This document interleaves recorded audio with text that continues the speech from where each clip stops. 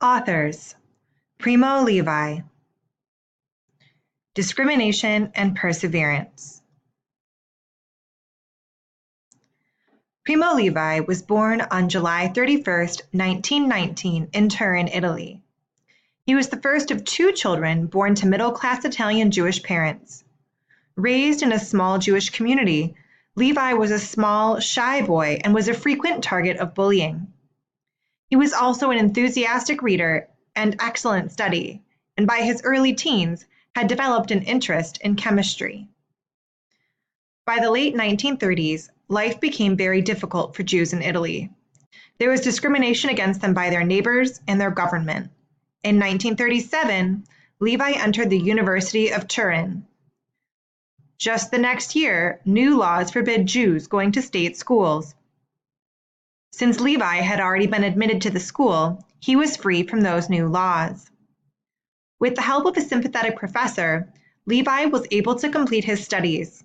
In 1941, he graduated with honors in chemistry.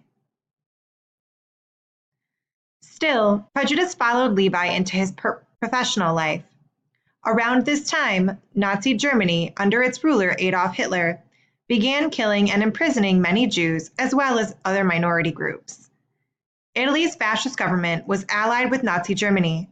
It became very unsafe to be a Jew in Italy too. Even while Levi had finished his schooling, "of Jewish race" was printed on his degree, initially making it difficult for him to find work. Using a fake name and fake identification, he eventually found work in Milan, another city in Italy. But when he returned home to Turin after his father died in 1942, Levi discovered that his mother and sister were hiding at home in the nearby hills. They were trying to avoid persecution for being Jewish.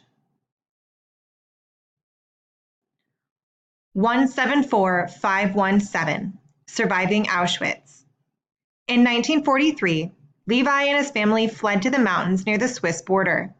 In January 1944, he was arrested and sent to an Italian prison camp, which soon came under German control.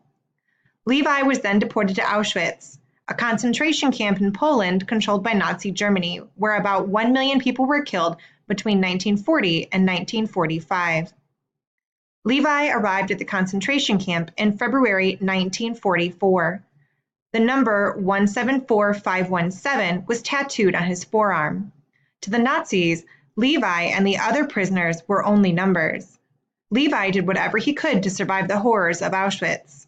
He was able to earn a job in a rubber factory, which allowed him to avoid some of the harshest parts of the camp. In January 1945, the Soviet army freed the prisoners of Auschwitz, and Levi made his journey home. Of the more than 7,000 Italian Jews who had been deported to concentration camps during the war, fewer than 700 survived.